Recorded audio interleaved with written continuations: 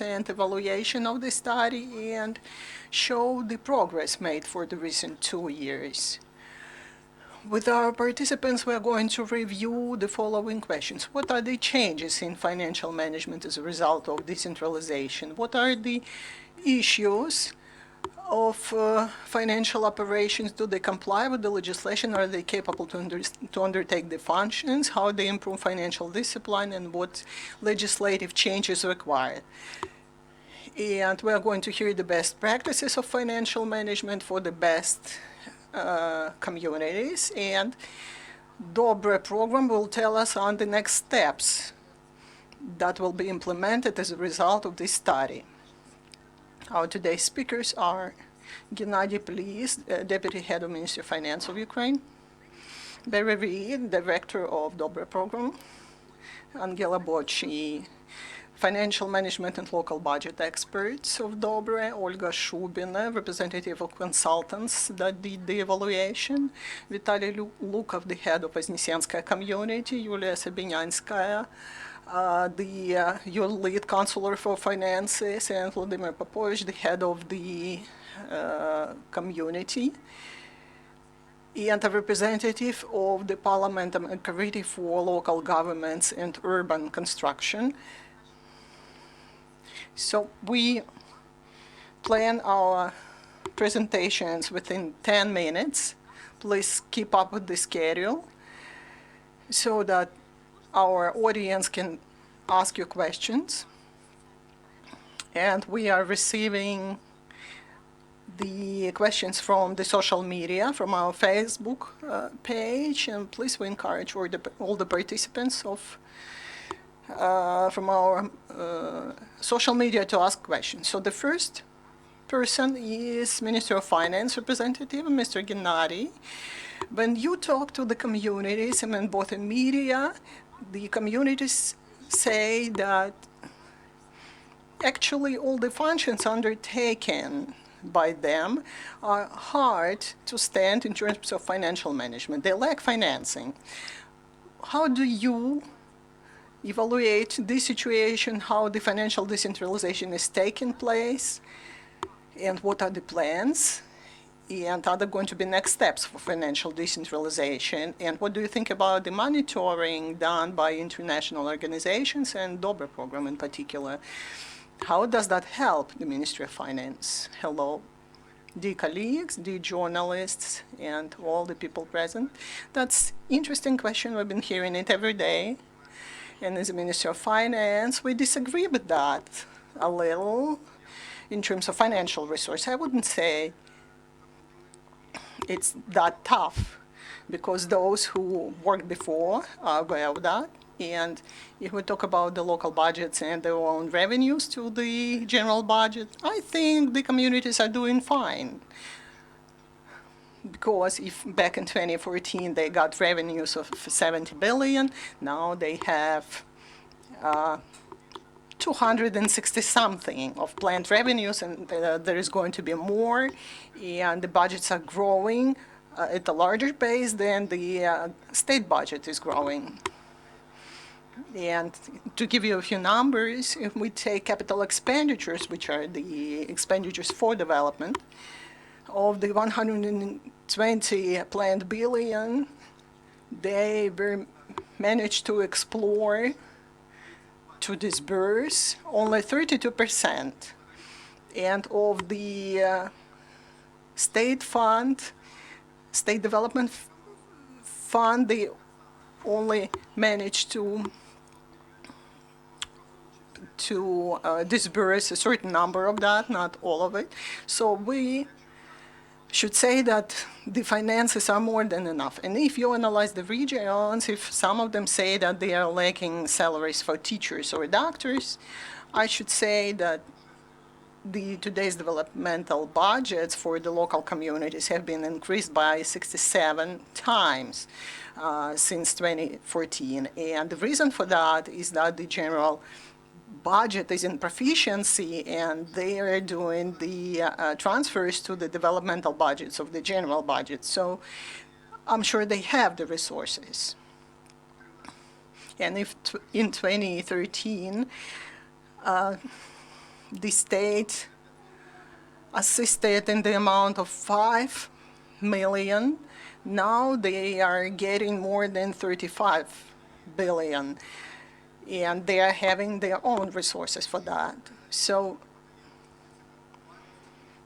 the current budgets are being presented with the 2% deficiency, and they have undisbursed funds on their deposits and treasury accounts, and on top of that, they have some undisbursed funds that are not budgeted. So I believe that the situation with the resources is more or less okay. And we're talking about the three components of the community development, which are the authorities, responsibilities, and resources. I think the bigger problem there is in two other areas, which are the responsibilities and authorities. Because to say that all the funds are disbursed efficiency, it would be too premature. That's why the Ministry of Finance co-participates with the European Union in the Logica project, which aims at methodological support to improve accounting and switch to medium-term planning and support program and analytical functions because communities have their own resources and they are interested in borrowings.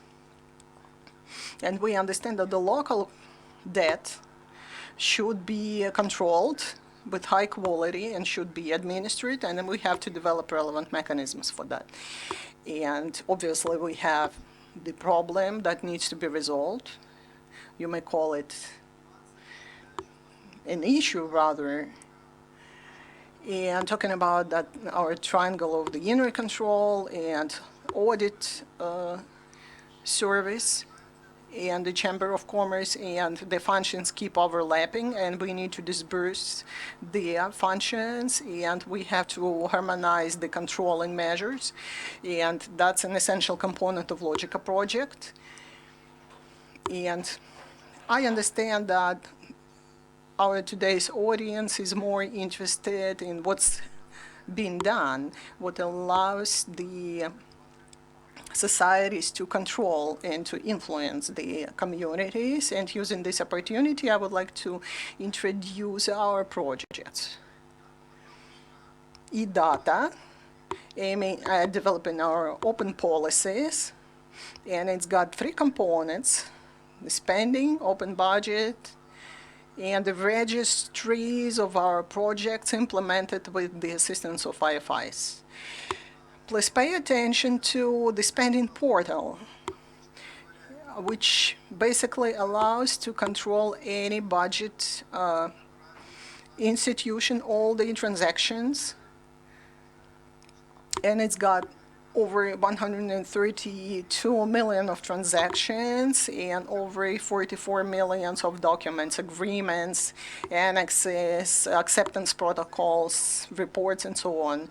And this portal allows us, we've got monitoring of education expenditures on our Ministry of Finance page.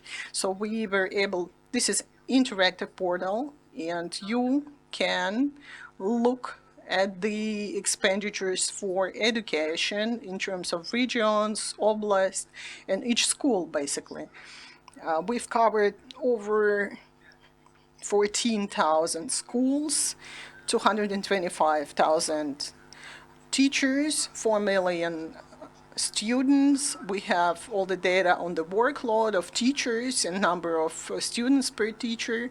We don't have quality indicators yet regarding the external testing, and it's an interesting information indeed, and we need that to make our analysis, because everyone's saying today that we've got the decree 82 that obliges us to increase the salaries of the teachers, but nobody is talking about the availability of the educational establishments, and the average cost per student today is approximately 21,000 hryvnias per year. And there are some communities existing that, even with the cost of 80,000 hryvnias per year, provide like they show the worst external testing results. So we would be interested in introducing the quality indicators of the testing and this balance between the cost of teaching and the results, and analyze the factors influencing that. And the next portal, which by the way I like the most, is Open Budget. And I would like to pay your attention because it simplifies our lives. Because I used to carry a heavy bag with me full of different documents to be prepared to answer any question of the minister or any other top official, because they believe that we are supposed to know everything and have everything on hand. And I had this bunch of folders, these expenditures, budgets, loans, and so on. So now we have this beautiful portal. You're going to like it. And when I looked at that, by the way, it may seem strange, but I only looked at that when I switched to work in the Ministry of Finance, even though I worked in that area before.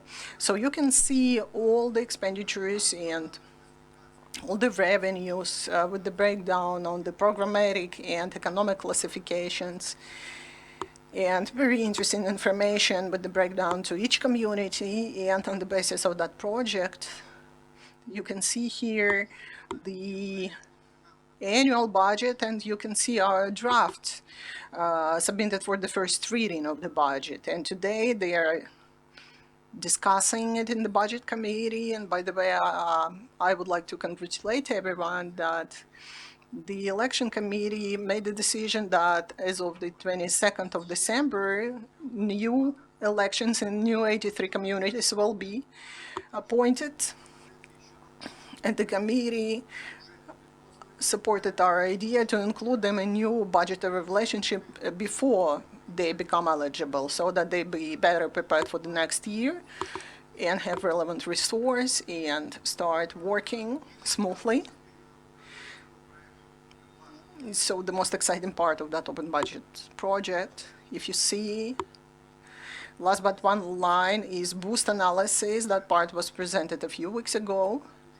It's very exciting, and it allows, if the open budget only has information about the transactions and numbers and so on, and that tool allows to analyze the budget and do it respectively to the World Bank methodology. And that methodology has been implemented for the analysis of the data in 40 countries. And it's great to know that our country is part of that. And if you have a look at that boost analysis, for example, you can compare the budgets of different cities and settlements.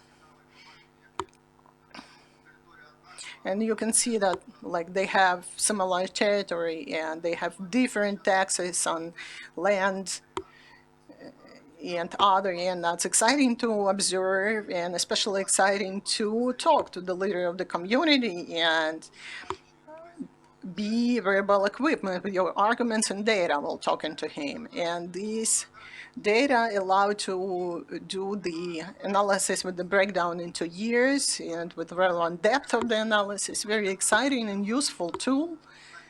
And I am sure that when we started propagating it among the Ministry of Finance employees, it's getting more popular among the Ministry of Finance. Because when we just presented that at the beginning, everyone believed that it's too complicated. But if you spend 20 minutes on analyzing that, you will see that it's easy to use. All the depth of the transactions you can see here with deep detailization. On top of that, there is room for improvement, and we keep working on that, and later we'll be presenting that. For example, today, you know that the Prime Minister, Alexei Goncharuk, optimizes the network of education with all the network, the healthcare and education and legal services, justice departments, and they've been elaborating a new network, and we were given a task to support detailed registration so that every entity and unit of the old network will have the visualization of what it's going to look like, what will change. And our last project we would like to present to you is the registry of all our projects that are being implemented jointly with the international financing institutions, and it's got information on different areas. And you can see it's not only about the projects that are implemented, but also about the projects that are planned to be implemented.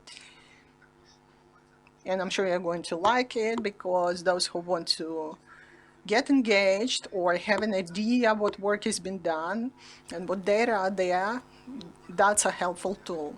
So I would like to take this opportunity and thank our international partners for helping implement all of these. Of course, it wouldn't be possible without their financial resource and assistance and technical assistance. So thank you, and thank you for your attention.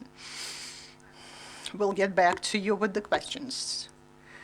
And please pay attention that in your handouts you have the report on the evaluation results. Please use this information for the future and refer to that when asking your questions. I hope this report will be available online on decentralization webpage. We'll place it on the UCMC webpage in the chapter for Dobre program. My next question is to the head of the Dobre program, Barry Reed. Mr. Barry, Dobre program assists developing the communities in the regions and engaging people to develop the communities. And to implement this work, you have to know the situation there very well. You need to provide very unique evaluation of financing management. Do you see any changes in the communities after the evaluation has been done? Do people see any changes? And tell us, why do international partners need that?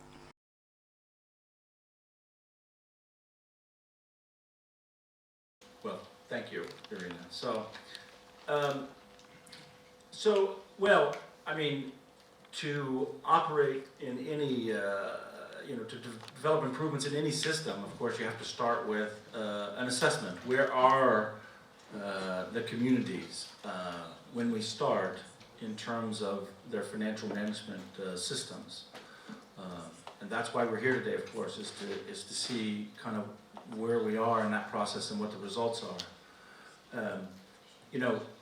What we've seen is that we go in and we do this comprehensive assessment, which others are going to talk about the details, but it essentially looks at all of the systems and practices in financial management and budgeting in our Hromada.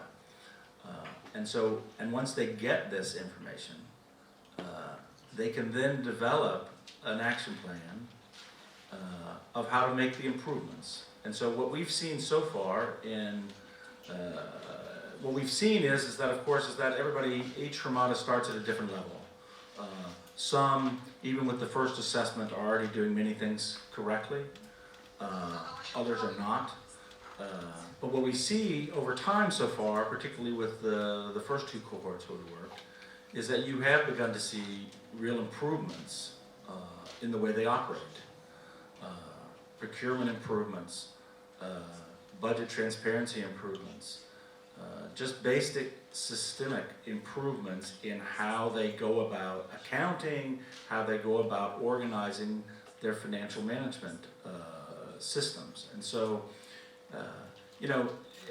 for the individual citizen may not see that very clearly in the beginning, but over time, what happens is they'll begin to see that as the Ministry of Finance is giving more money to Hromada, the Hromada get better and better prepared and organized to spend that money effectively. And that citizens will notice and they will see over time. And the reason that's important is because it builds trust throughout the system. If citizens don't trust their government to handle money, you know, they're less likely to invest in the community in terms of economic growth. They're less likely to pay taxes, because why should I give you my money if you're not going to manage them wisely? And so it's really important to build that trust. It also, of course, builds the trust with the central government, you know, to give them more comfort to provide resources to the Hromada. So really, it's important for these Hromada, for all Hromada, to start handling their resources better. And this process that USAID DOBRE started takes them through that process. Where are you today? What are some of the weaknesses in the system, as well as some of the strengths, as you'll find out from some of the other participants on the panel. You know, and then how do we start correcting those weaknesses? So it's very important to do it both systematically, but also comprehensively, so that you really take a look at all aspects of the financial management system, so that you can begin to make corrections and begin to show that, you know, improvements are happening. So, and one of the, of course, I want to thank some of our other international partners as well, because, you know, ULEAD has started doing a similar exercise in some other Hromada. SKL, of course, provides incredibly useful data at the macro level about what the system looks like. What is fiscal decentralization doing? What's happening? And it really provides valuable lessons at this level. And then we're trying to fill in some of the details about how it's actually operating on the ground. And so you need both those aspects to really make the system go forward. But it's critical, because you cannot build sustainable Hromada, you cannot build economic growth in these communities unless the Hromada manages its resources better. And so that's the whole goal of the program.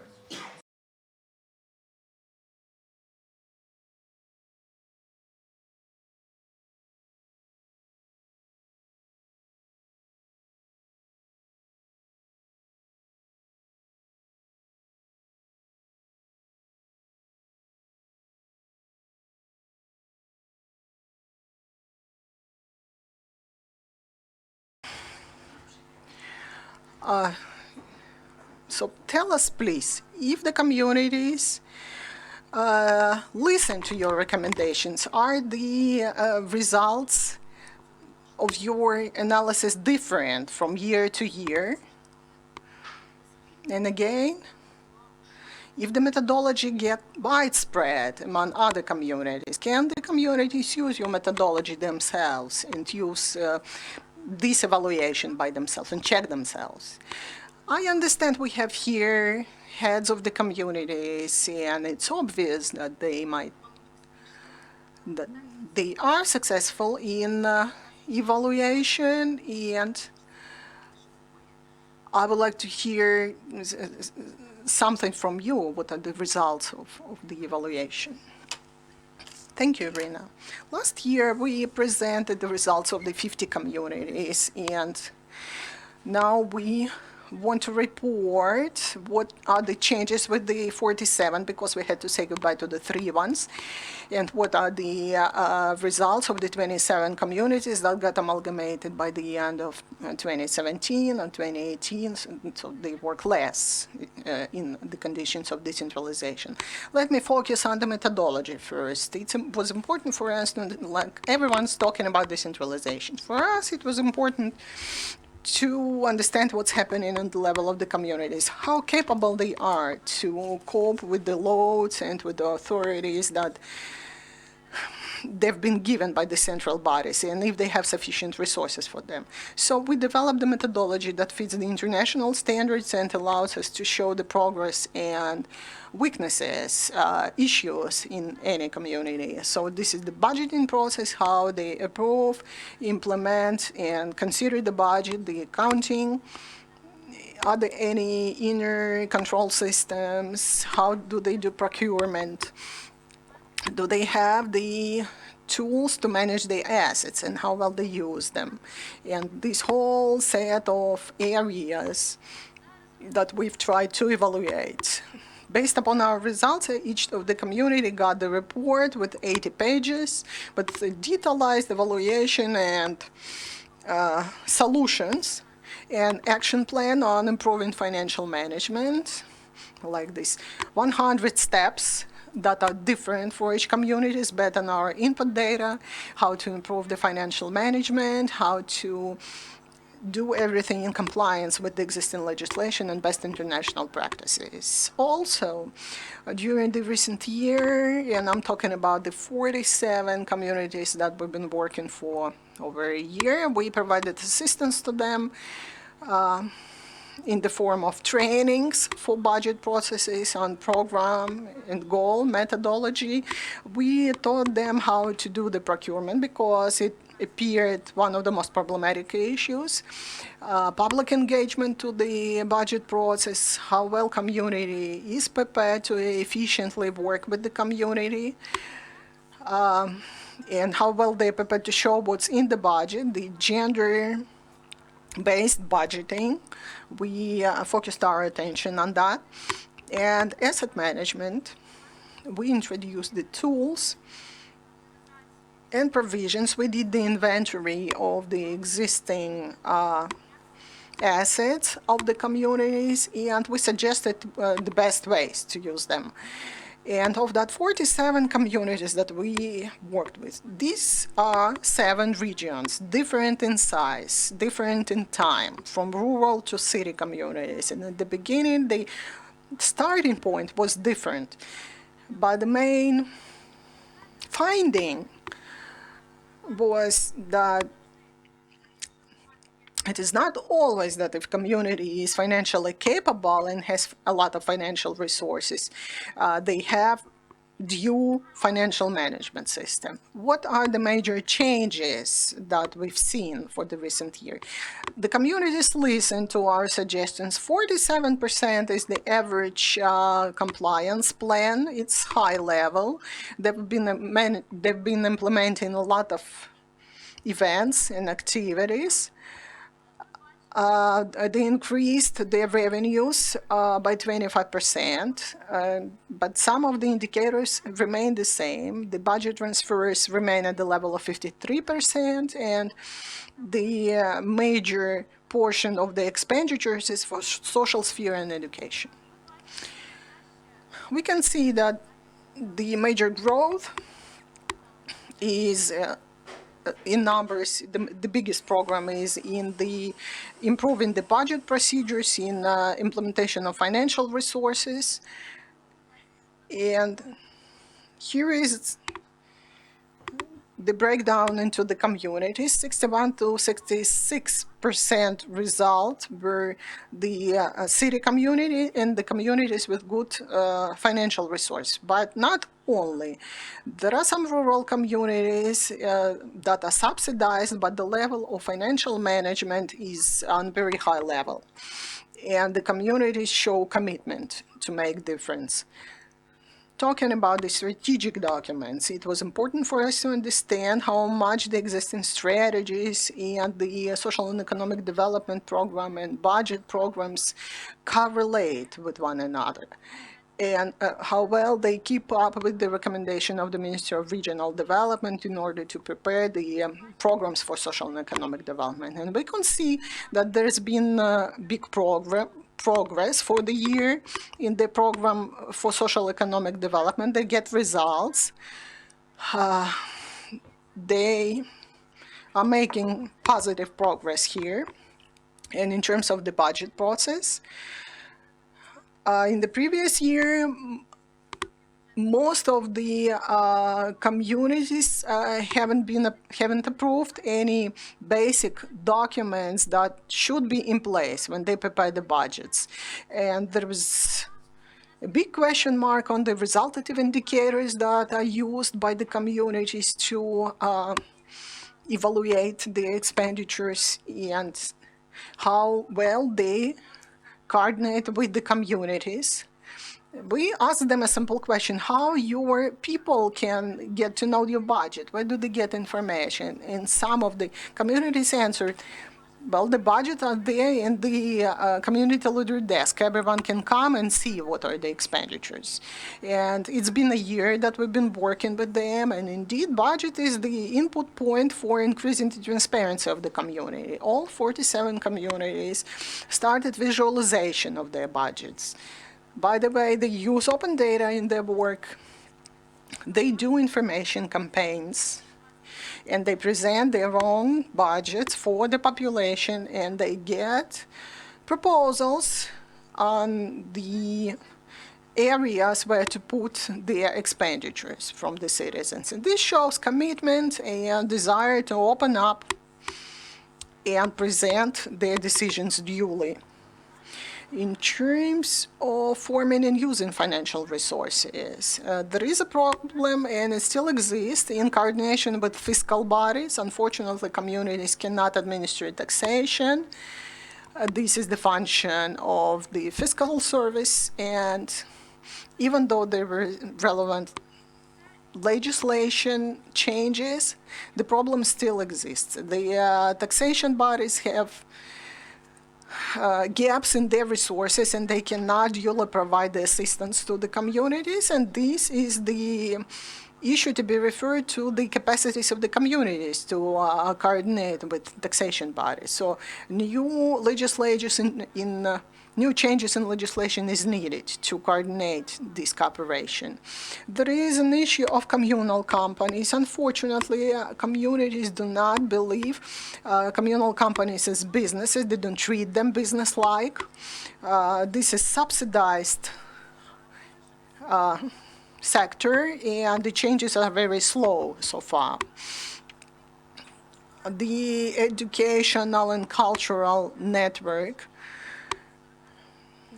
824 means that 8 of the 47 have been optimized and 24 are making substantial programs.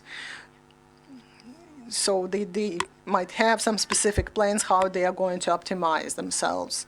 That's inspiring number, because last year we had communities that did major repairs in schools where only 5 students were studying, and we're not sure if it was worthwhile.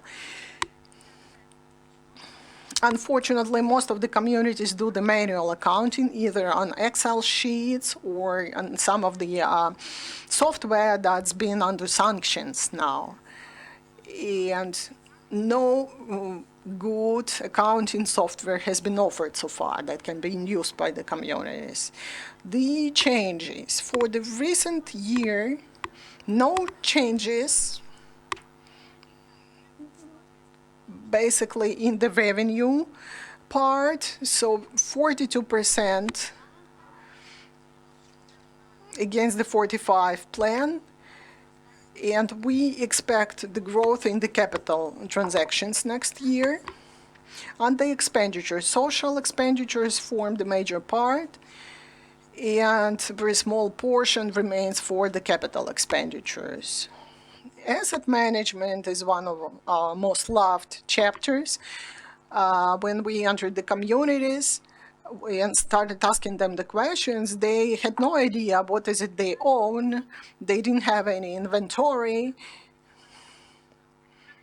And how can you be effective in financial management and asset management if you don't do proper inventory? This is what we did with our communities. And we've adopted 116 provisions in these 47 communities that regulate and provide asset management tools. And we have specific results, like in one of the communities we do concession agreements, in another community we sell a communal shop. We've been privatizing it, so the communities are changing their attitudes.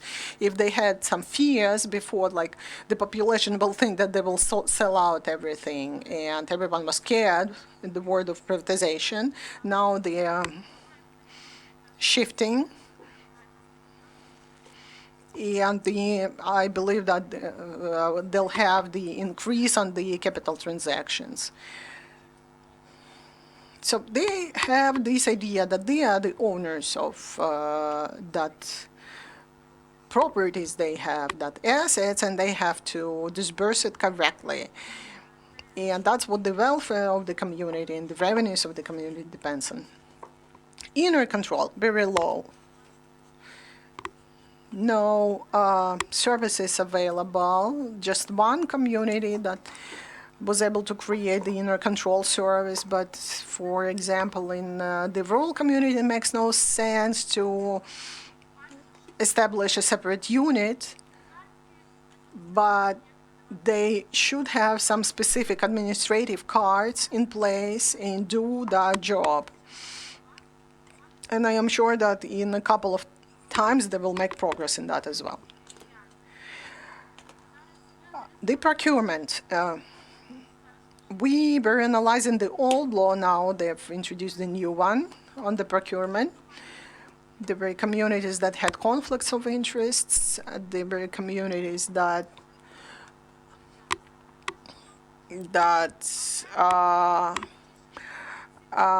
misappointed the winners, but all the results were out of the lack of knowledge rather than some offense of law. And now we've been seeing the reduction of that risks, and communities want to improve their procurement and efficiency of their expenditures. And they made a big progress if compared with the last year, and I believe that with the new procurement law, the efficiency will grow because they've reduced the threshold for procurement to 50,000. So basically, all the procurement should be through tender. Our next steps will continue to work with the strategic documents, with the budget program passports. We'll be introducing the asset management tools. We'll be selecting 10 communities with whom we'll work on the inner control system, and we'll make it cases. We'll continue working on procurement and improving the transparency of our communities. That's it for me. Maybe someone wants to add something. We'll get back to the presentation of financial management. And now we want to give floor to the member of parliament that has recently joined us. Mr. Vyacheslav, we started our discussion from the financial support by the state to the local communities. And some of the communities are complaining that they don't have enough resources, and the central body says that you have enough resources. You are going to pass new budget soon. Tell us what to expect for the local communities, and tell us about the State Regional Development Fund, which will comprise just 1%. So what to expect for the community? I am sorry I'm late here. And we were just discussing the financial capacity of the communities, but the major issue is the staff potential of the communities. So be aware that you just mentioned that the mistake they make were not done on purpose, which means that nobody is busy with educating the staff for the communities, and this is what we have to work on. Jointly with the Ministry on Development of Communities and Territories, we have the plans to increase the average size of the communities, which will improve the capacities. And the group of parliament members from our committee and from the budget committee And other stakeholders were engaged to that because in this case, decentralization will be more realistic, and the people who got elected locally, they understand the local issues of the citizens and the financial capacity and support of the communities. You know that 2 days ago we had the committee session and we raised this issue. So when the communities are amalgamated, you remember that the first amalgamated communities had high support by the state per capita, and currently that support got reduced. And when two communities get amalgamated, we should have a clear idea that if the community got amalgamated 2016, had 5-year support period, which is not the case for the community that gets amalgamated in 2020. So we have to discuss this issue with the Ministry of Finance and the Ministry of Development of Communities and Territories. But along with that, the developmental process for the communities is irreversible, and whatever the problems they have, nobody is raising the issue of getting back. And regarding the SRDF budget, we have to balance the budget. Those who are employed by the communities have very good idea how to balance this off. When I worked in the oblast, I knew how to balance oblast budget. Now the state budget has to be balanced, and we understand that we need that regional development funds, but we need to change the approach to that. And these are the entities that have to be working, and the communal companies have to be profit-making and provide the revenues for the communities. I understand that this regional development fund is used to improve kindergartens and schools and so on, but we have to enable the communities to make money through this fund. So I think we are on the same platform with the ministry, and we'll continue working with them on the project that we started, and we'll have to prioritize the communities that want to spend money on the development of communal companies from the Regional Development Fund. That's how we can facilitate the local economy, because there are a number of the communities that are not capable, and let's be frank, they have to be amalgamated together. Otherwise, incapable community will provide negative results socially and financially in few years period, and that will be another burden on the budget of Ukraine. So the position of the committee is to take into account and balance the suggestions coming from the Association of the Communities, Association of Cities, and local councils, and the Ministry of Finance and the Budget Committee. So I believe that the committee is that mediator and that communication platform between all these stakeholders. I hope you'll stay with us a little more. A little, okay. You can look at our round table on the online page and answer the questions there. Dear colleagues, let's continue our discussion, and we continue representing the results of the evaluation. Olga Shubina. Olga, I understand that of the communities, you were able to evaluate the 2 previous cohorts and the 3rd cohort, and I'm curious to know your comparison, because in your report, you had a lot of amalgamated communities that have been recently formed. Are there any differences in financial management between recently formed communities and the old existing communities? Thank you. Let me start presentation and I'll answer your question. The communities selected in the third cohort are 27 communities. They are very different in terms of administrative and territory management. These are rural and settlement and city communities.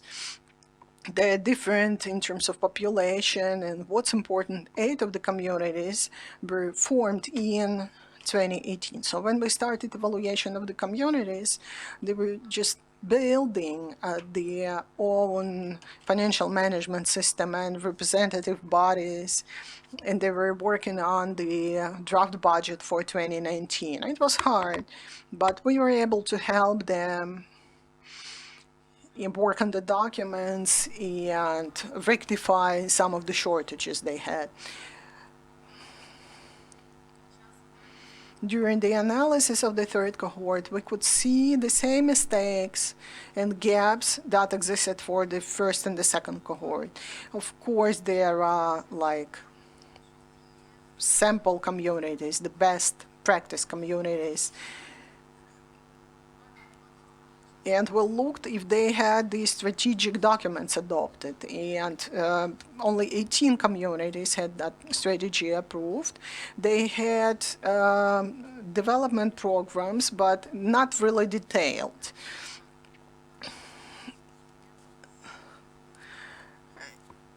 And we also looked at the management structure of the communities, if it's logical. Unfortunately, most of the communities use this template form, and it doesn't reflect the real changes in the community. So they haven't been able to introduce comprehensive inner control. They don't have separate departments or positions assigned for inner audit.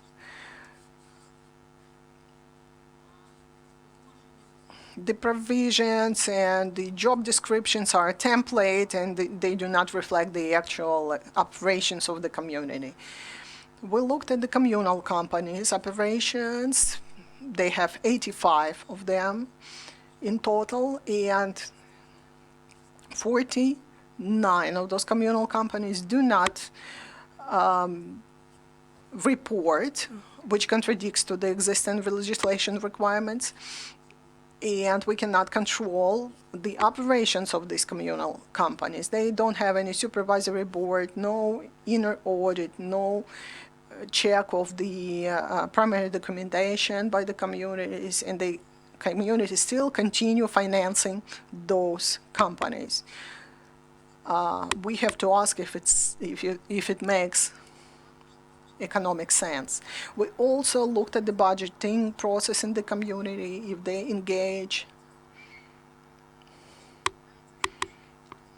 engage audiences for the in the budgeting process. Do they receive their requests? Do they consider gender sensitive issues? And you have all those graphs and tables on your reports, in your handouts. You can have a look. We could see that forming of budgeting calendars is not widespread. Most of the communities have no plans for the revenue, for improving the revenue part of the budget. The budget requests and budget program passports are only filled formally, and they are not used for management. The communities just start establishing cooperation with population. A participatory budget is in place in 12 communities. Budget hearings and are not widespread. They do not collect requests from the community. So this is a room for improvement. On forming the revenue part of the budget, it's comparable to the most of the communities. Almost all of it is formed by tax revenues and budget transfers of different levels, which fluctuates from 15 to 88% of the revenue part. of the 28 communities that have been evaluated, 23 receive basic subsidies, and they are quite dependent on them. On the revenue part of the budget forming, we looked, apart from the revenues, we looked if they use any other sources of revenues. And you can see that they still have this room to increase the revenues. They do not fully utilize the revenues from rentals, from advertising. The communities are not really active in fundraising for their projects. They don't use that much of SRDF or donor assistance.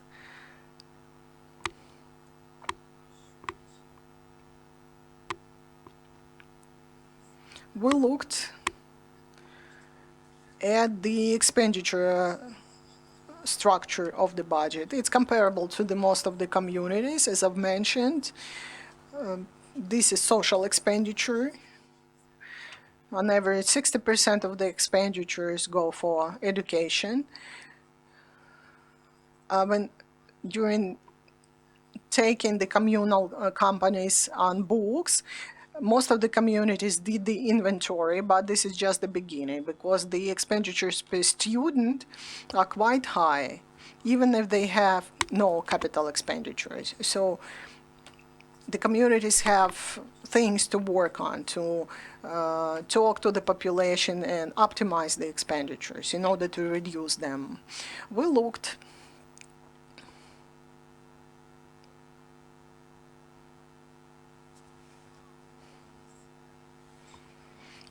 how the revenue administering takes place. We understand that the administration of taxes and revenues is the function of the state fiscal service. At the same time, there is a possibility to form task forces jointly with state bodies like fiscal service and state geocadastre and employment fund in order to finance the debt, to introduce new information to the databases, and this practice is not widespread among the communities of the third cohort, and we put special emphasis on that when we talk to them. Only 16 communities have this possibility to obtain data from the state fiscal service regarding their own taxpayers. But forming that task forces it's just been started, and one of the problematic areas is asset management. We looked if the communities have the information on their assets, if all the processes that are supposed to be there are described by relevant provisions. If the following practices are in place: identification of the assets, taking the assets on the communal property, leasing out on competitive basis, writing off the assets. Most of the communities have no regulations regarding that. And getting back to the first and second cohort communities, when we worked actively jointly with consultants on that, they started using these tools. The communities of the third cohort are just the beginning of the process, and we could see that 11 communities have outdated monetary evaluation of the real properties. And first they have to install the limits, and then they will form the new general plans. And the provisions are outdated or not in place, and they need modernization. And these are main problematic issues that we could see during the evaluation of the third cohort communities. But we believe that the audit that we have accomplished, this financial management evaluation, is a starting point that allows communities to improve themselves. Thank you Ms. Olga. And we continue to talk about the financial management evaluation for the communities. And recently, donor communities have this, they do discuss this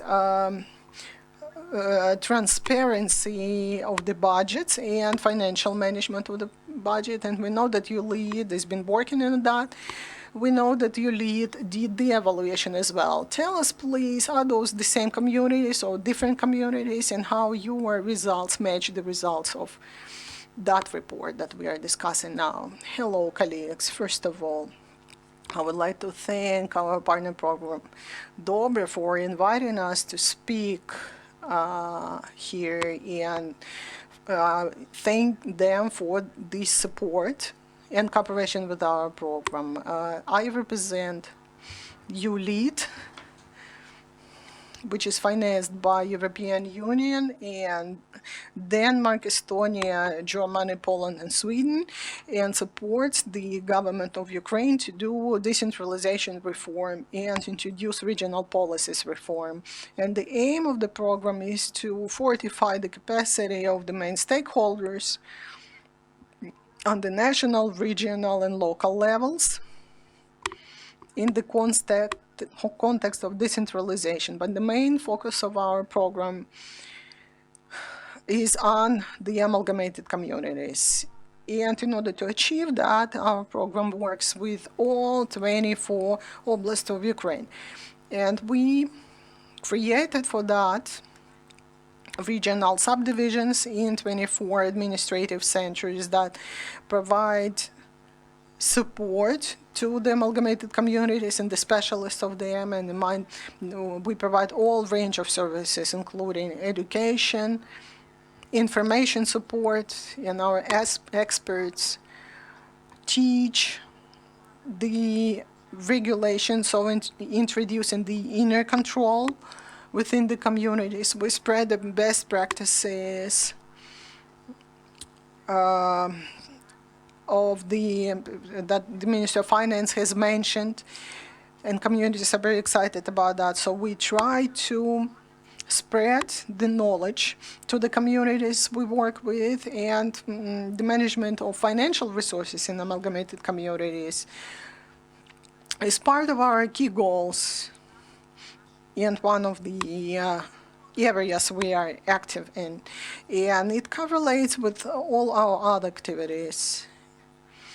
And as a result of the consultations that we had with the Dobre program and other donors, and as a result of our communication with our advisors in regional centers and in the communities, we also made this decision to evaluate financial management in the communities. And we are grateful to Dobre for sharing their methodologies with us, which by the time we made the decision to pilot our project had been tested on 50 communities by Dobre. So it proved useful for us as a starting point, and it considered the areas that we should be guided by. So we covered all the same key aspects in the financial management cycle, and they are not the Dobre communities that participated in our evaluation, but we wanted to extend the list, and we wanted to better understand if the problems and issues that we are seeing in the reports are typical for other communities, because we know that Dobre works in 7 oblasts only, and the situation might be different in other oblasts. So for our pilot phase, we started from 10 communities, and you can see them on this slide. They are totally different in number and population and distance to oblast centers, and they have different basic opportunities, and those 10 communities are from 5 oblasts: Vinnytsia, Odessa, Khmelnytsky, Chernigiv, Zhytomyr Oblast. And we were assisted by the consulting company of Center of Information and Analytical Technologies on our first phase. And the results we obtained testified that there is a need for such evaluation for that other communities as well. That's why we continued the second phase, and we've been currently evaluating 15 more communities. We expect to accomplish that by the end of November. And those communities cover 10 oblasts, including communities from Lugansk and Donetsk and Volleying, Lviv, and other oblasts. And this evaluation is done by the Institute of Budget and Social Economic Development. So our key task is not just analyzing the management system existing in the communities, but also identify the key factors that impact the efficiency in the selected communities, because we understand that whatever resources are there, you will not have enough of them if you are not efficient in using them. And we wanted to outline the typical problems that communities cannot resolve by themselves, even if they are given all the opportunities to improve the financial management. So these are the issues that require support from the central level and should be addressed to the central level. And considering the wide base of our regional subdivisions, we had to understand those common problems, which are worth paying attention to during trainings and designing our training programs for the territorial communities that our program works with.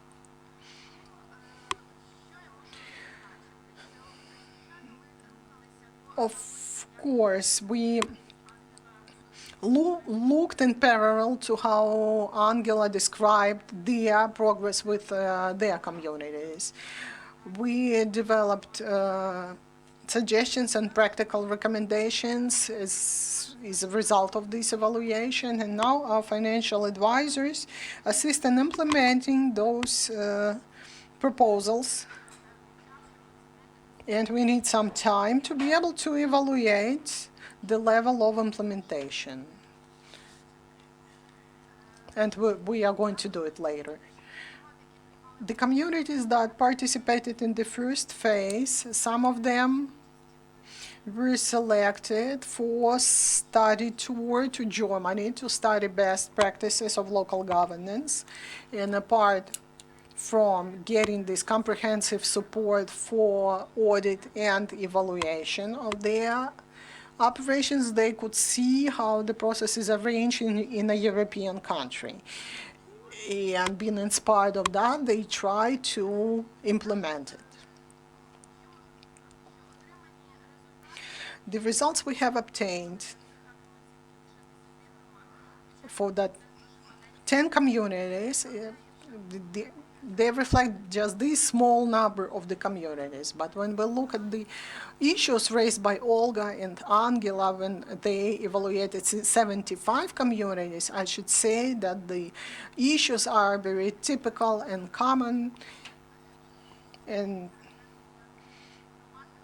we can summarize that these are typical issues for all Ukrainian communities. And even though they're different in size and resources, all the communities face the problem of bad infrastructure. Huge resources need to be spent on roads, not just of local level, but also the low quality of the national roads.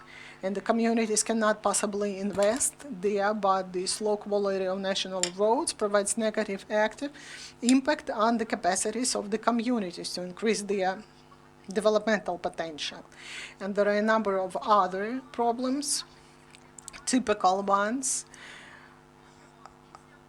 Regarding our 10 communities, after amalgamation, They were able to establish all the management units, but they are also complaining about the personnel. So the problem of training and adequate remuneration for the personnel is very important for all the communities. And most of the problems of our communities are the same for those that have already been mentioned, so I'm not going to stop there. It's about the inner control system indeed, because they have some elements of that, but not the comprehensive system. They need to improve the budget procurement procedures. They need to change the approach to work with the communal companies because this is about the resources and expenditures and the services for the population. Gender-based budgeting, increasing the budget transparency, and all sorts of other problems that we've heard today. So I'm not going to spend time on that, but I'll focus on a few problematic issues that can be addressed to the state level. In the first place, we know that the individual income tax is one of the most important taxes for all the amalgamated communities and local governments. And that's true for our communities as well. On this slide, you can see that in the communities that we've analyzed, from 40 to 60% of the revenues of the general fund is the individual income tax. But you should pay attention on the low taxation discipline of the communities, and they need to improve the control on the compliance with the taxation discipline in the communities. It's not the authority of the communities. The controlling body is the state tax service.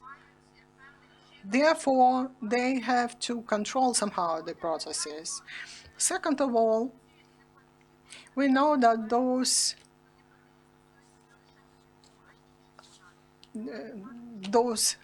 underpayments,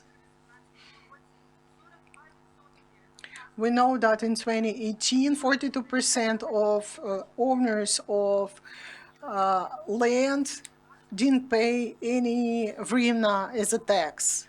And this is the resource of the communities and local budgets again. So the problem of control is important. Also,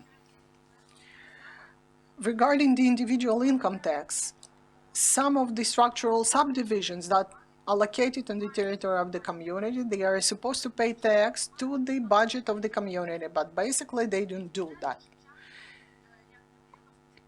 And very frequently, this applies to the budget institutions like Ukrposhta, Ukrzaliznytsia, military units, and so on. So this problem requires some coordination on the national level.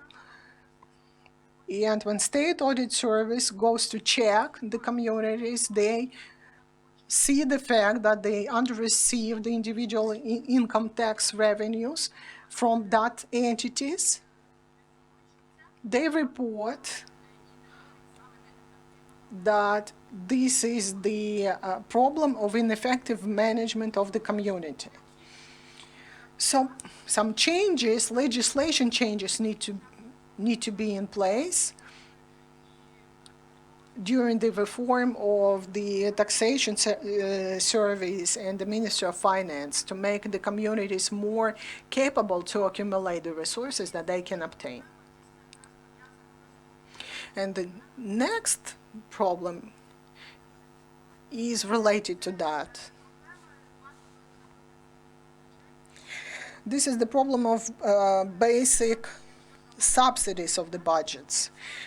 We get to think that if the community gets subsidized, it's not considered capable, which is not the case, because the financial subsidy is calculated on the basis of individual income tax, and if they have efficient management of their own revenues, like local taxes and other resources, the community can perform even if they have basic subsidies. So 7 of the communities got the basic subsidies, but the level of that is minor. And it's important to understand what portion of the subsidy forms the revenues of the community. If it doesn't exceed 10 or 20%, it's not an issue at all, because all of the communities are different. Even in European practices, there are no subsidy-free budgets at all. Like, there should be some balance. And the last problem, their own resources. The own resources are local revenues, but how realistic it is that they can be available for the communities, like rural communities. When we publish the slide, you will see the detailed description of that. Some of the taxes are not relevant to the rural areas, like parking revenue. In some of the communities, it's not even implemented. If you look at the structure of local taxes, the main taxes are individual income tax and land tax. We also have the problem with the registries. We have discrepancies between the registries of different levels, of the state registry and local ones. And we have a number of systematic issues that need improving, and I'll stop there. And you can get more detailed information in our report, which is based on our evaluation of just 10 communities. And it will be published on the centralization page in the near future.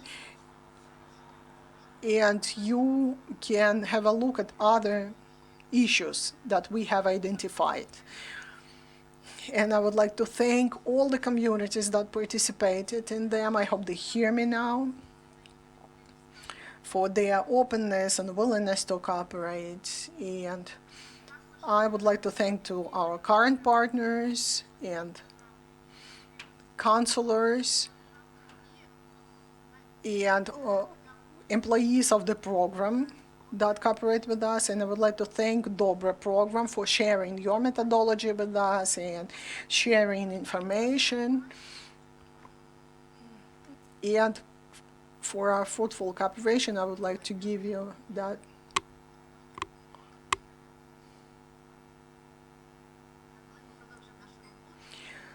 Let's continue, and I would like to give floor to the communities that are the best performers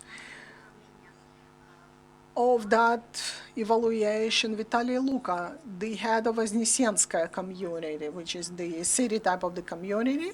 We talked yesterday on the phone about your success stories, because, you know, when I look at the report, I see nice charts here, and you've got inner control and citizen engagement, but some human stories must be there behind that,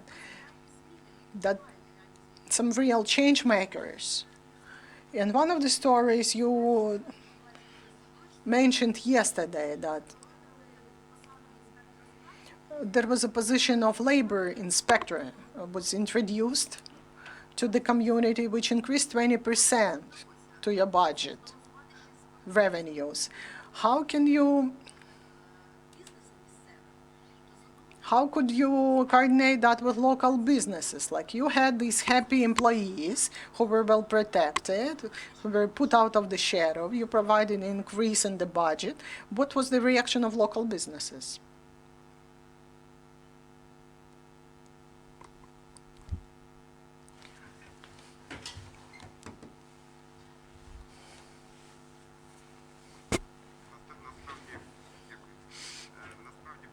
Basically, it was a little scary, because we needed to get into that balance between the need need and sense.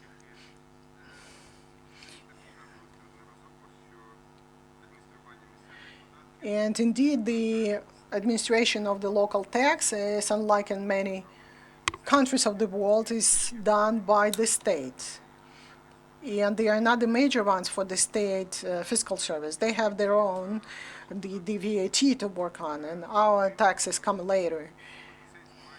Apart from that, Voznesensk has advantages over other communities because we are old community, we are oblast level city, and we follow the amalgamated community rules for a while. And we have personnel and experience which enabled us to get a lot of painful experience, but still we could be that case for other communities that are getting behind. This provided additional workload, and Mr. Deputy Minister mentioned that the revenues increased, but the authorities and the responsibilities we got as a result, they are quite big. And Voznesensk doesn't have any resources on their deposits. And what's not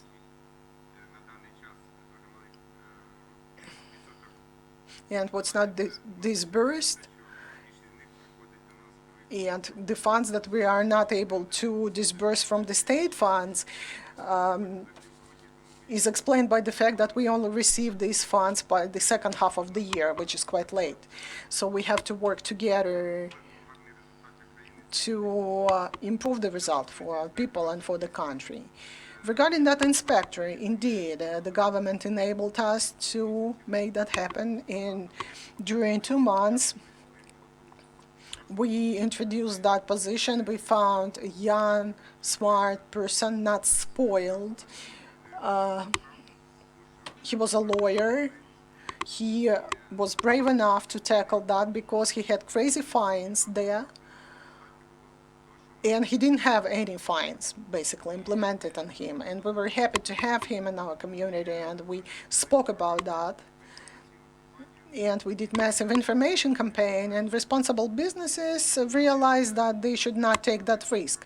We had one court litigation that we lost, and we were fined for that. And it was for good for the business because they started employing more people, and we still benefited because it was all legalized. Regarding other tools, there are no tools in the communities, and we encourage the ministry and the parliament members to give us more trust. We are a small city, and our community got amalgamated due to 2 villages that trusted in us, one rural board that got connected to us. But the number of cars, the percentage of expensive cars is the same, both in Kyiv and Voznesensk. We know who makes money. Give us the possibility to collect our revenues.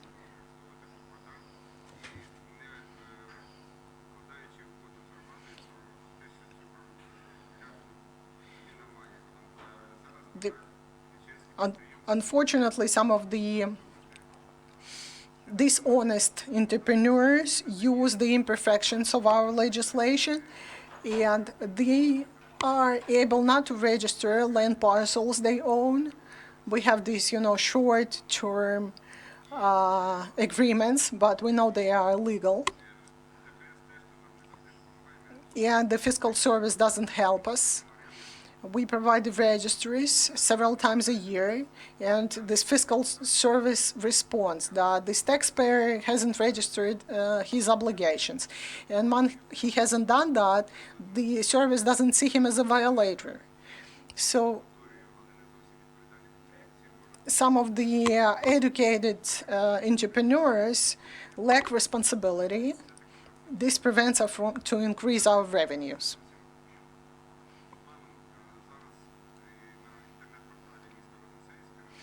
On Voznesenska internet portal and my personal Facebook page and the Facebook of our communities, we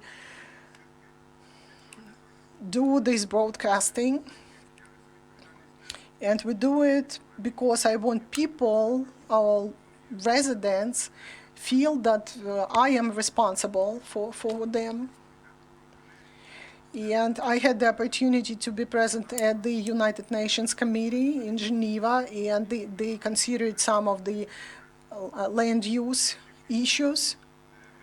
And it is thanks to Dobre and Yulia we are in this world trend, because data are the most important things today that prevent us from making mistakes and allow us to move in the right direction, because these are the people who pay for the mistakes we make. We have to analyze the data, we have to collect them, we have to cooperate with the state bodies, because we are on the same platform, we are doing the same thing, and the common points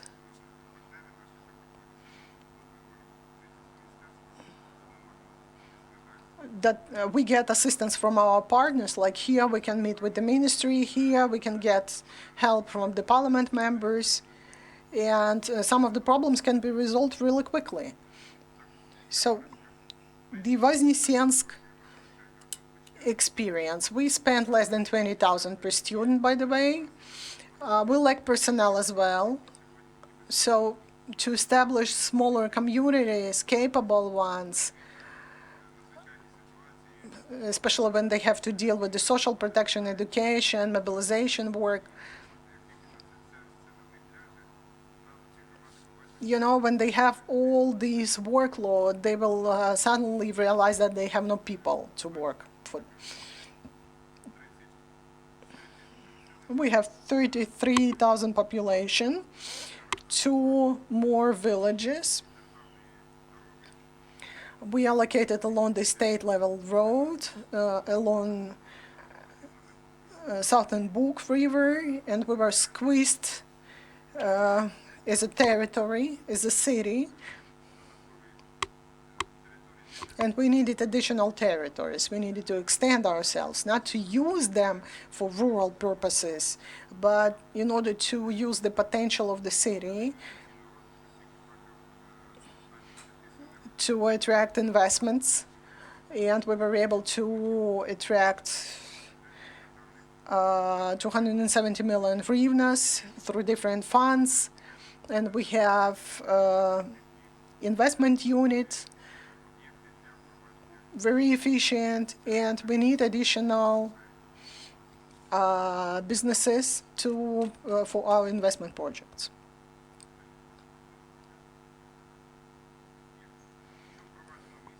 What's been implemented in the city? Internet portal.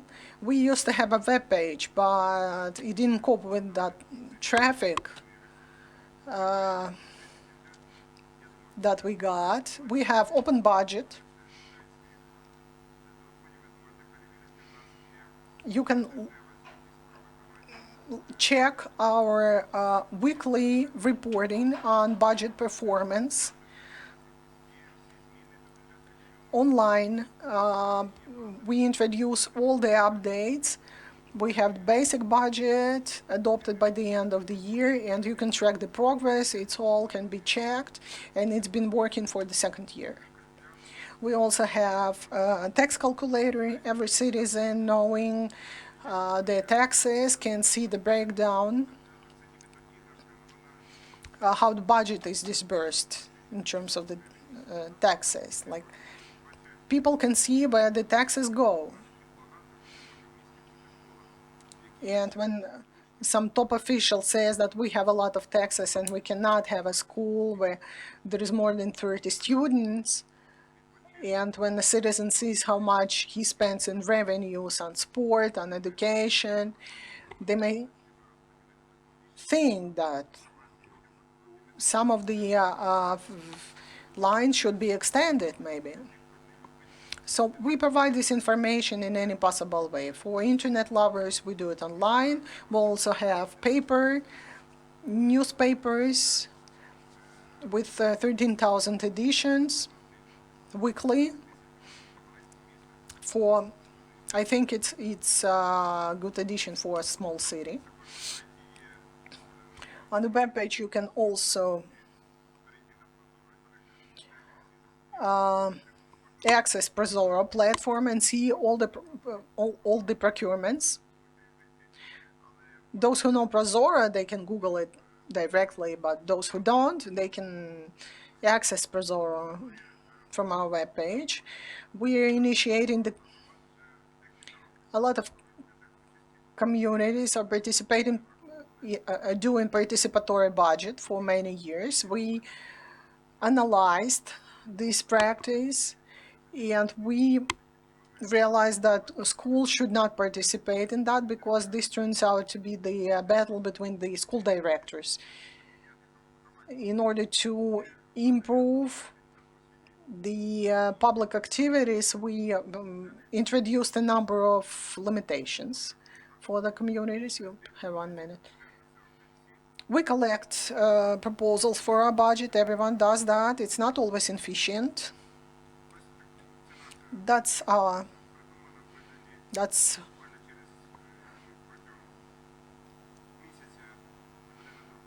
within a month we'll have it published. It's like a budget cow, like comics book, where in very simple language we describe what is budget, how it's filled,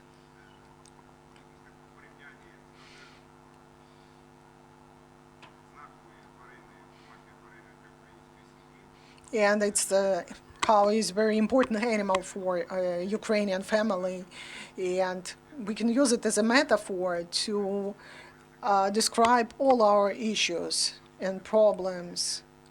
And we have all sorts of idioms in Ukrainian that provide this beautiful, humorous description of budgetary process. The city mayor meets groups of people in colleges and schools where we describe the structure of the budget, what are the revenues, what are the expenditures. The session room is open at all times. We use the format of open discussions. It doesn't exist in every community, but it doesn't fit every community. It fits well for the communities of less than 50,000 population. And the deputies are one thing, and there are some other authorities, like representatives of businesses and leaders, NGOs, all sorts of unions, people that are listened to. And when there is a substantial issue raised in the city and I have some doubts whether the solution is right, I invite big council and we make this collective decision. And this helps to fight parliament members, believe me. I mean, not the current parliament yet. We have this task force for legalization of labor relations. Yeah, I'm open to your questions. Thank you. Mr. Gennady, I know you have to leave now, and I would like to give you some time for a small reflection, and I wanted to ask you a few questions. If the reorganization of the fiscal service that has been planned, will this assist in cooperation with the communities?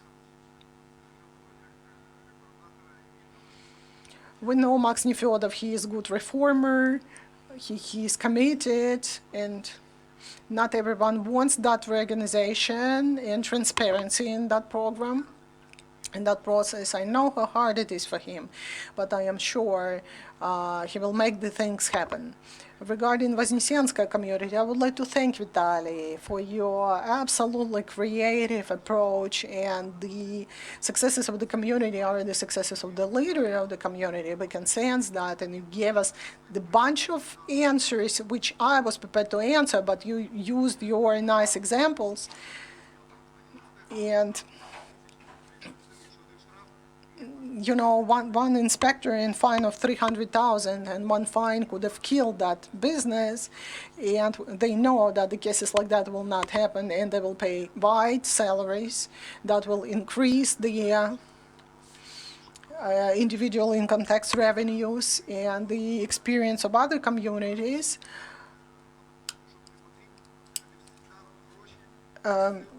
Normally put that on the budget and they talk to the tax officer like, I'll give you everything, but I need these tax revenues. And they budgeted like 3 and 5 millions, understanding that the tax officers have their own budgets and we have our own local interests, and we wanted to stimulate them. So I am sure that a lot depends on the communities. Regarding the central level, it's right on point today that everyone is prepared to pass anything today, and the procedures are simplified to their maximum. And I know how hard it was in going through all these governmental the parliamentary commissions and so on.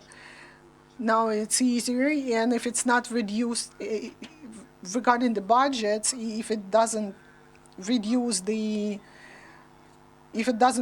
the expenses, we are there for you, and we support all the amendments to land issues. And the first question I would ask, how many land parcels have you been able to tender off for leases or sold? And I hear in the responses like nothing.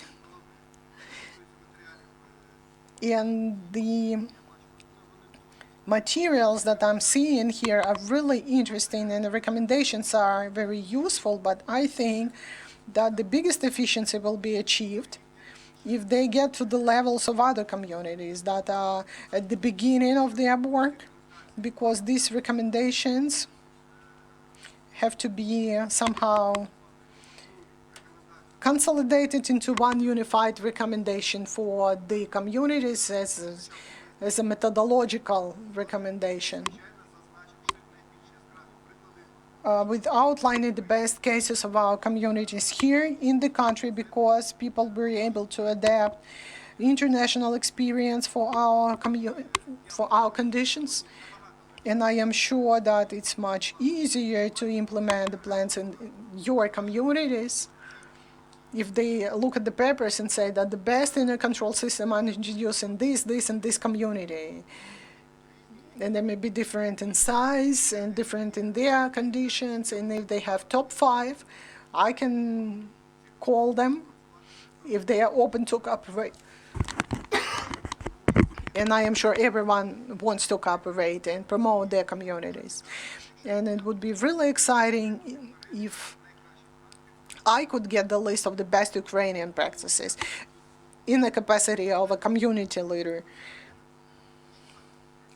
And I would call and say, give me the bunch of documents that you have adopted, and I'll work on that and sign it. And it's easier than working on my own, on making my own documents. And we are prepared for everything.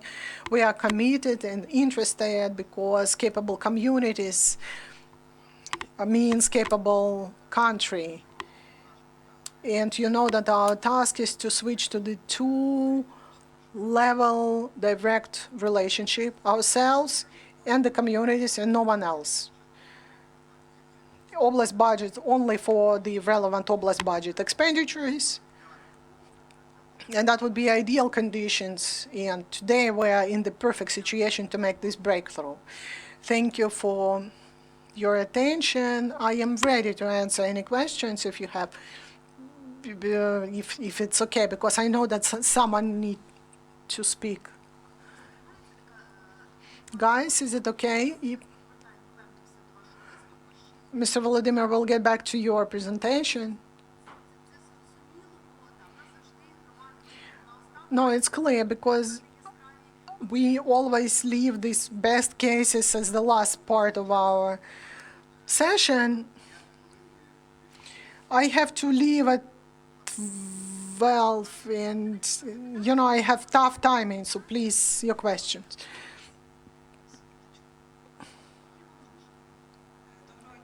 Hello, my name is Katerina Trikos. I was one of the participants of this evaluation of Dobre program, and I saw everything from the inside, how the management process is taking place. And my question, we have 700 communities, 805. You want 1,400 communities, right?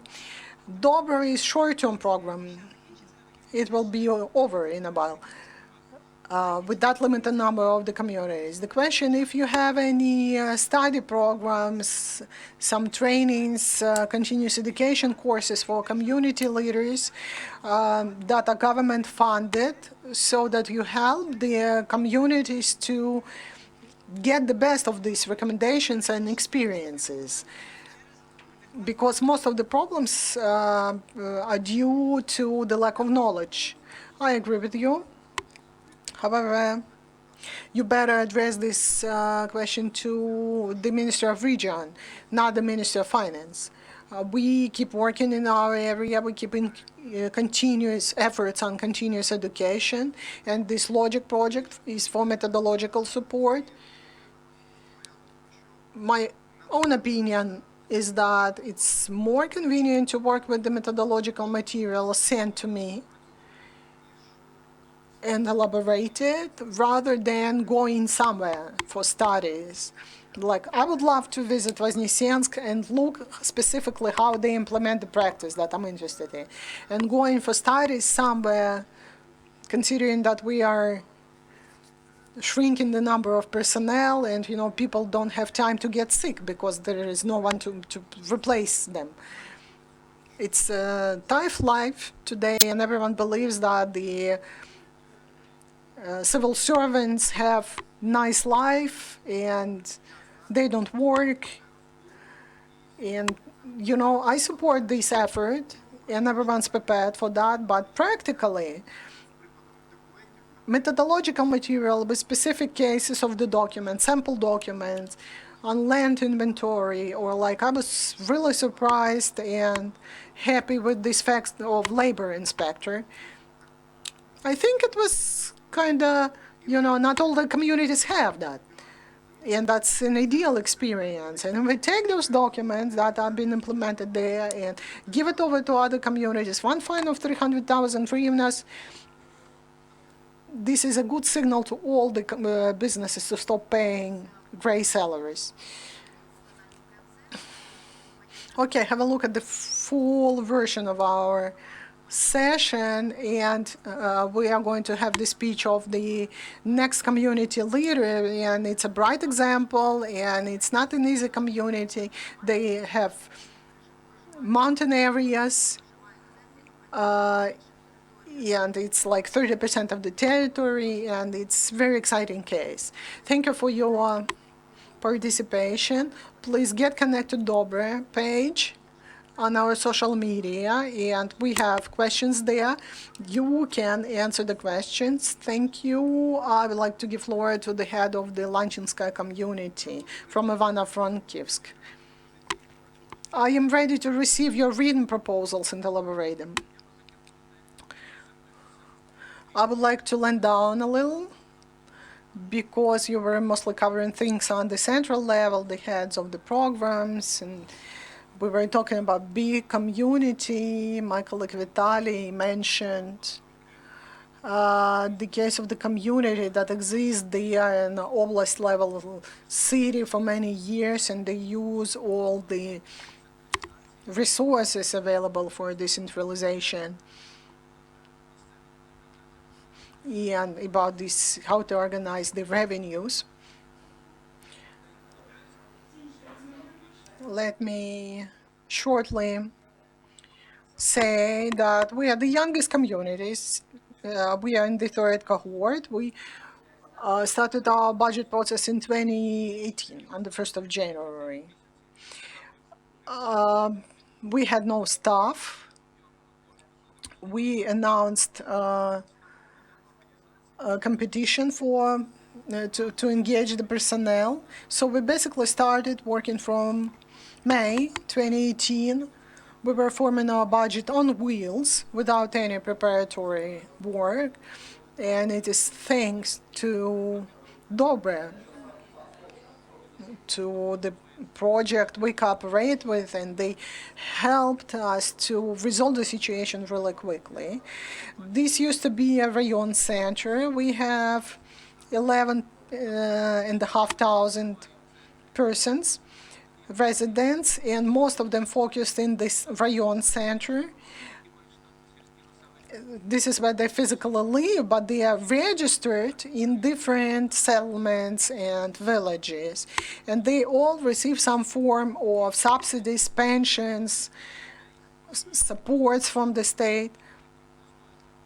So this is the number of the population, but they are registered beyond the limits of the community. And this involves a number of changes. Subventions, medical subventions, all the calculations, they run away from us. And third of the population has the status of mountain areas, and half, which forms half of the settlements. And it's important to note here, I disagree with Vyacheslav Rublov, who just left, that the State Fund for Regional Development, we understand that, supports economic potential. But my PhD was about the fundamentals of the municipal policies as part of European integration.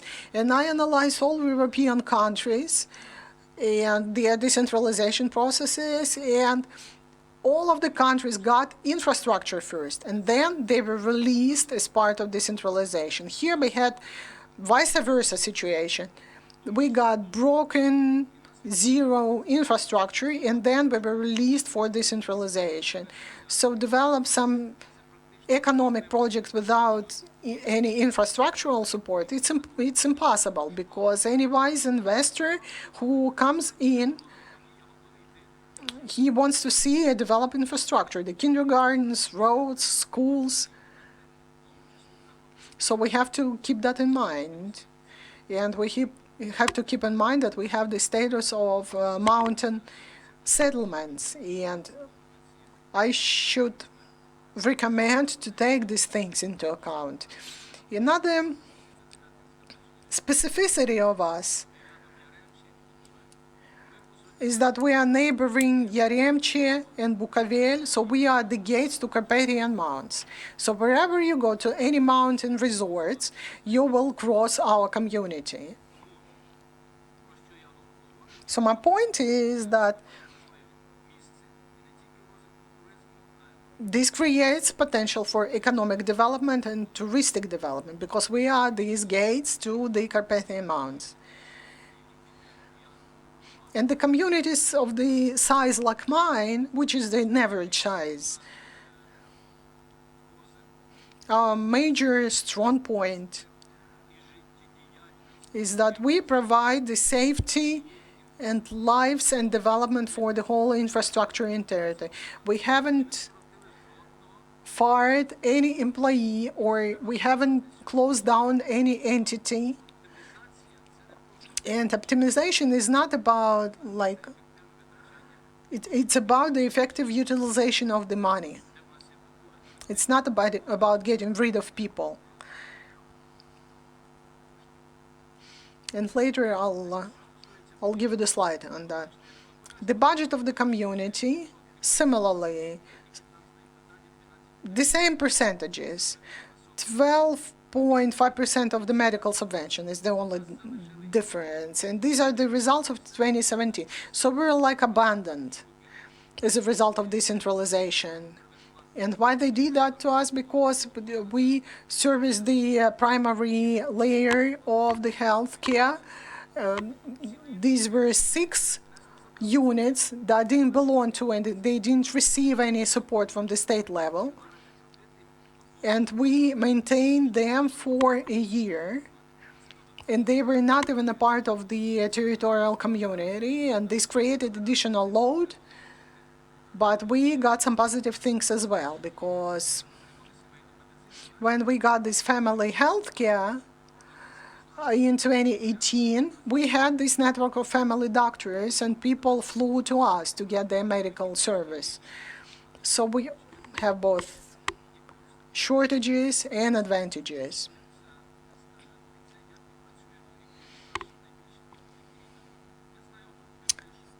So this is our economic profile.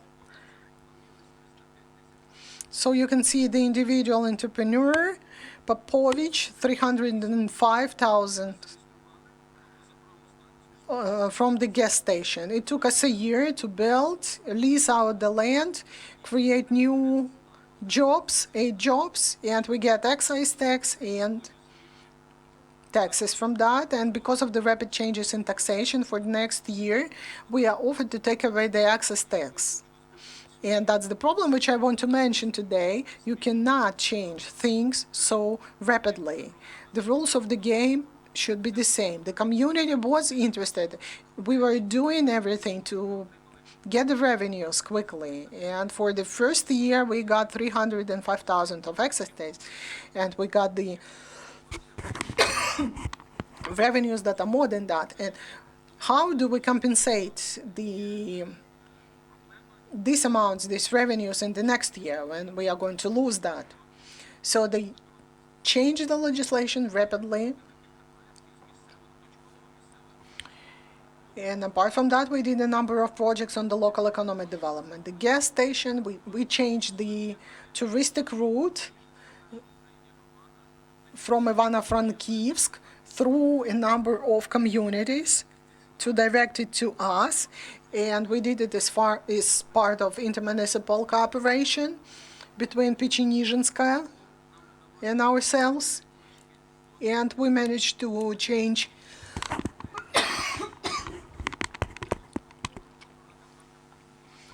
the points for cooperation. And it took us 8 months to lease out a land parcel for a solar station.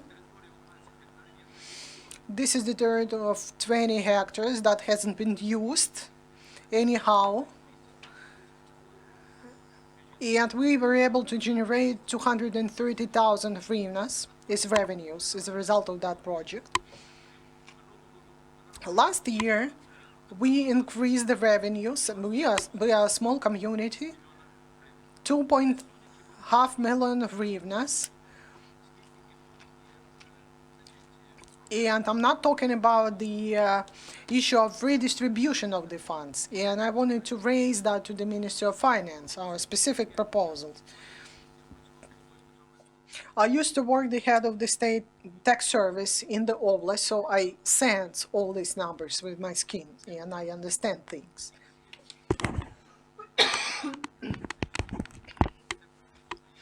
So all the measures that we are implementing are the practical recommendations of DOBRE program. And we keep repeating that we need to save money, but we have to be smart at that. And regarding the education, we got a Soviet-type boiler station, heating station, and there were 75 kids at school, and to heat the school, we spent 75,000. We spent large number of coal to heat the school. We had 6 heaters, and we reduced that number to 3. So we were able to optimize the expenditures.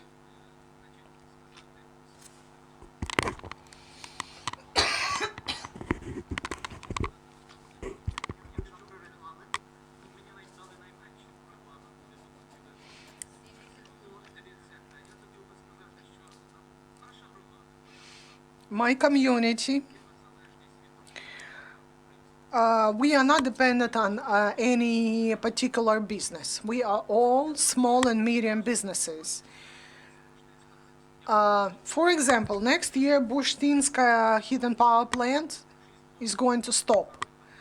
Like 6 blocks will stop their, 6 units will stop their production, and people remain unemployed. And that's just for a difference. We don't have any situation like that. And my specific proposal for the local revenues. Currently, there is no mechanism how to use local natural resources. It's about sand and crushed stone and clay. There is no legislation in place that we can use that locally. There is no database on the administering of property tax. Like every person receives like it's all very discoordinated, and people the taxpayers do not receive the notes that they have to pay. By now, I should have undertaken 12,000 hectares of land, and this process is postponed. And state fiscal service doesn't control local revenues and taxes. And I agree with Vitaliy on that. Our colleagues from Dobre recommend to us that you have to speak up to be heard by the fiscal service, but they do not only administer it, they do the control over the revenues. And now they want to put it on us. But considering that they are supported by the Ministry of Finance and the policy should be strict, and they do not. So that's one of the reserves, the opportunities how to fill the local budgets. So they want us to give this function, but let's look at the very simple situation. If we push hard enough, we get the revenues. If we don't push, no one controls them. And I'm talking about different thing. The taxpayers are checked.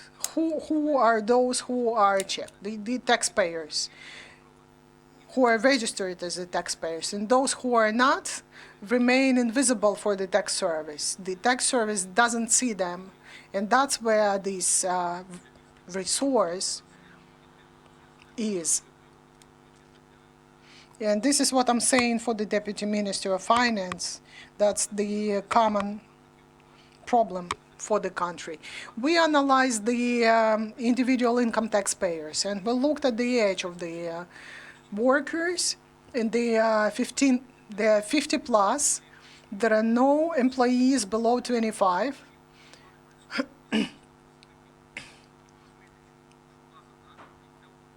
And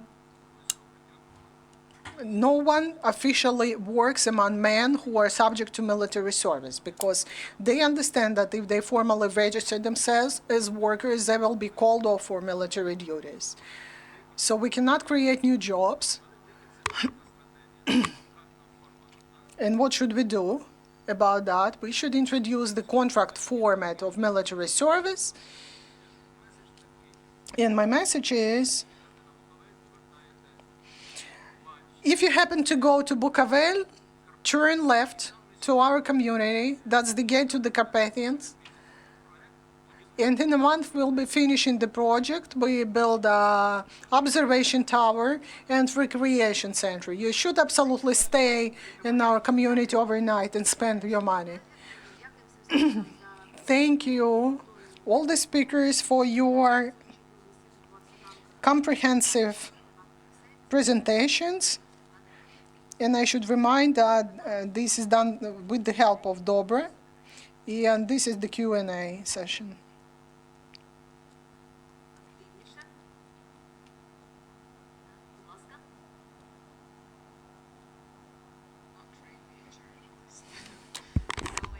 from the Swedish-Ukrainian project, and we also work with the fiscal decentralization, and currently we're finalizing a report on the performance of subnational finances in Ukraine over the period from 2014 until 2018 inclusively.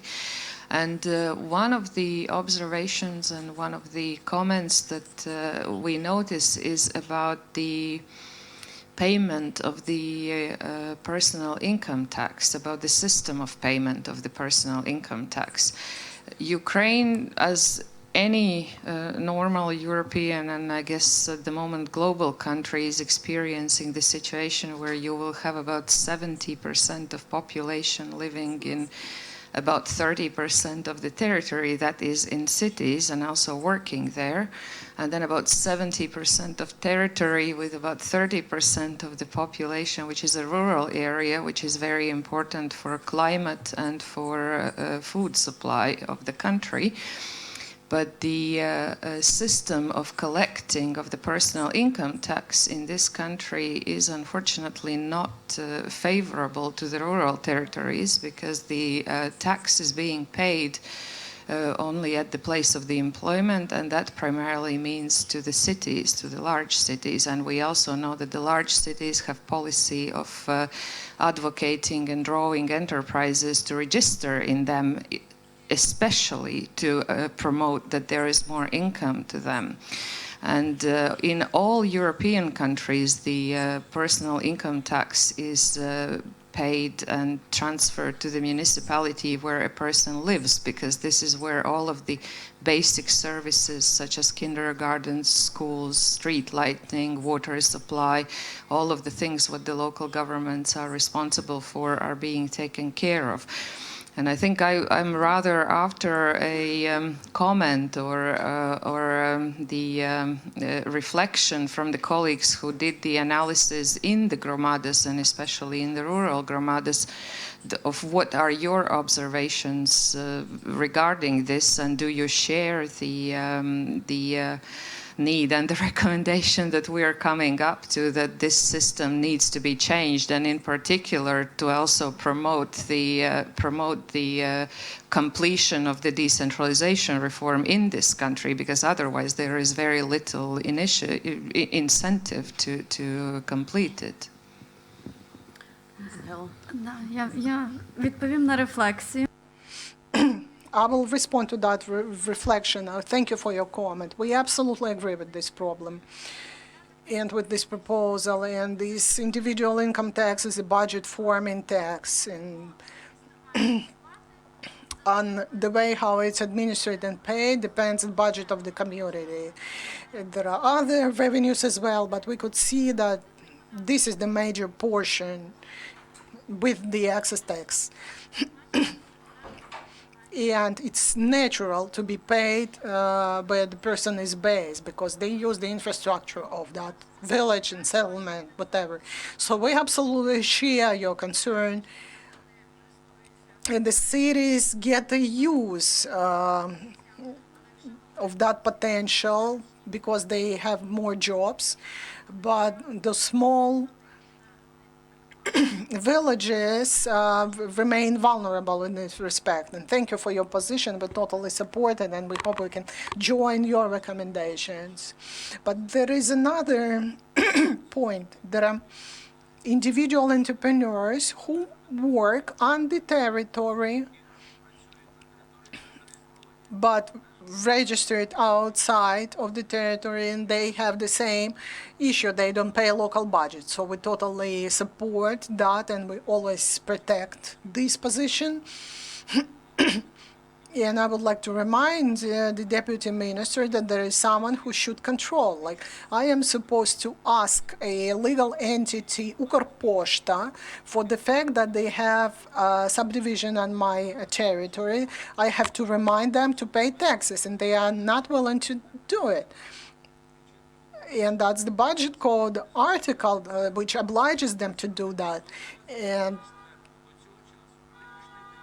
But up until recently, they are not paying individual income tax at the location where they do their business. And I would like to tell that to the Ministry of Finance, that they are the ones who have to oblige the fiscal service to control and ensure paying the taxes.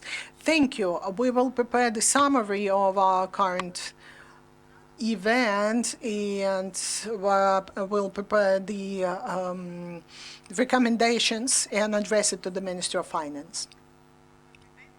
Hello, Tatiana Duch. Information Agency Versi Ivano-Frankivsk. I have a question to Angela. You mentioned that when you obtained your first results, you gave 100 recommendations on how to improve them.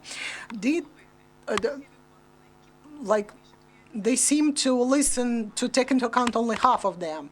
What is the most ignored recommendations, and why they are not changing? Well, I disagree with that. The results are changing. They are making progress, and they increased 47% in their performance, and we think it's a lot, because the starting point for most of the communities, they had a lot of required documents, but they also greatly depend on the legislation. And as we discuss this cooperation with fiscal bodies, it's not always that they can possibly do things within that same year. So there are the recommendations, the results of which will be seen in a couple of years in terms of asset management. And do they listen to our recommendations? They do. We can see the increase in revenues. We can see the mistakes where the budget didn't comply with the procedure at all, but the procurements were done without the community being registered in the procurement system. And we don't see any critical violations of legislation. We believe this is a success. And next, we're going to work on improving the practices, on introducing the best practices, like the case with Voznesenska, this labor inspector, and the best practices that can extend the taxation base and improve their own financial management. Any questions? I'll have a question from Facebook. Mikhaila, tell us of a few cases when the community analyzed the previous year's indicators and improved themselves, some specific case of modernization in some of the communities.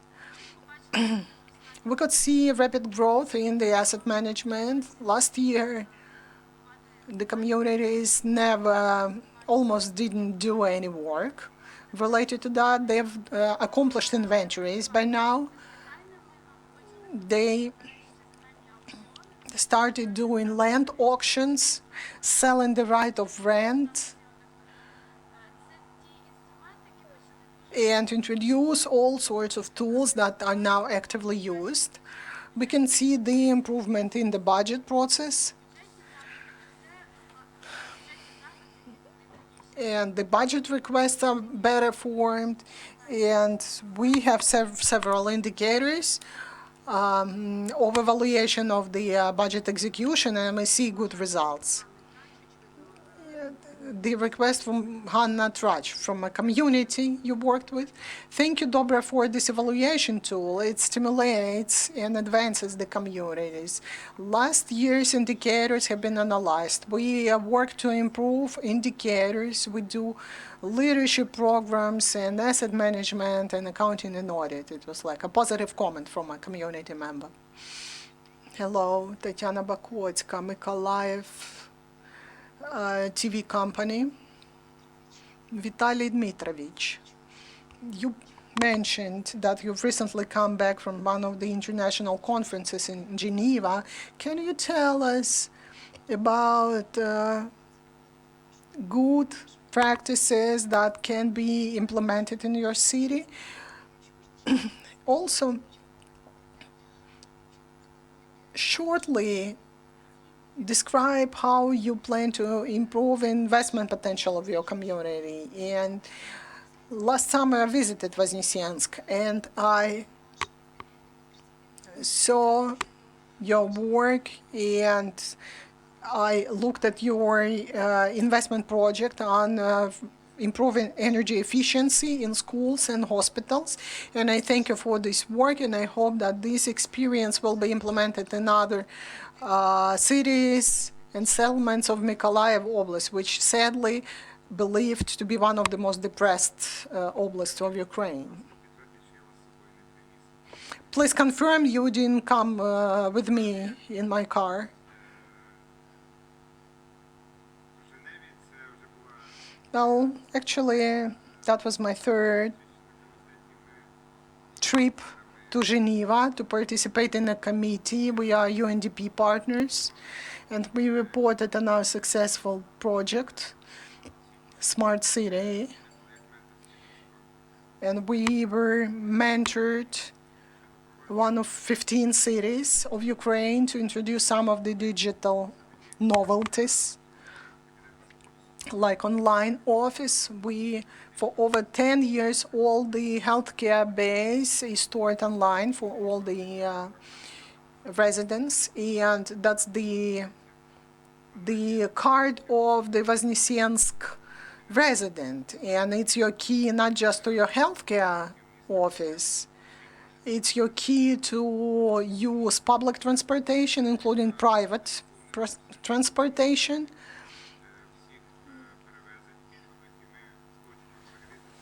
And we pay to the transport operators for all the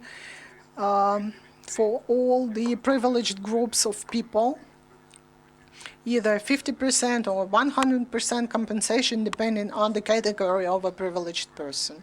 So we have a transparent relationship with all the transport operators. There are very few cities like that in Ukraine. We have installed cameras on all the roads, smart cameras on all the roads to the city, where we control all the traffic on the state level roads. And we do that, and we basically, and during my trip I reported on this project, and a young girl approached us after that presentation, and she appeared to be from Ukraine. She appeared to be smart and talented, and she works for the government of Netherlands. She was a representative of the government of Netherlands in the United Nations, and we agreed that we're going, John Komnatny, who is the head of the Fund of Youth Construction of Ukraine, John with a small town in Netherlands, and the State Statistics Service of Ukraine to collect data and use the data in small cities of Ukraine. So this is our next step. On the healthcare, I missed that slide, but that's a whole separate topic, and this is our project with the European Union for the budget of 800,000 euros to for energy efficiency for hospitals. And Austrian engineers provided technical assistance, and they verified efficiency of that. It was hard to do because there's very limited number of design organizations in Ukraine who could do that. And we don't want to be formal in signing the acceptance protocols, so it's a little delayed, but we want to make it high quality. And it's going to be a showcase. We want to bring more people to study our experience. So we continue working for this project. And why do we do that? Because thanks to the healthcare reform that has started for a few years now, I as a mayor had this choice. We lose the secondary level and all these hospitals go to the Oblast Center, and my locals don't like that. Or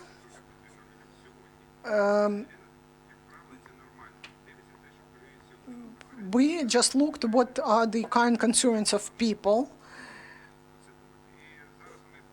and Now we are in this good battle with Yuzhno-Ukrainsk to get more patients, because we are two cities quite equal in capacities nearby. And we had 900 new babies in our maternity home, and our neighboring town had only half of that number last year. So the state health service is likely to sign the contract with our maternity home, not with Voznesenska. So we focus our attention on the aspect that give us the result in 2-3 years, not today. There's no point living with today's concerns. Thank you, colleagues. We are out of our time for our briefing. Thank you for your active participation. You can go on with your questions behind the scenes.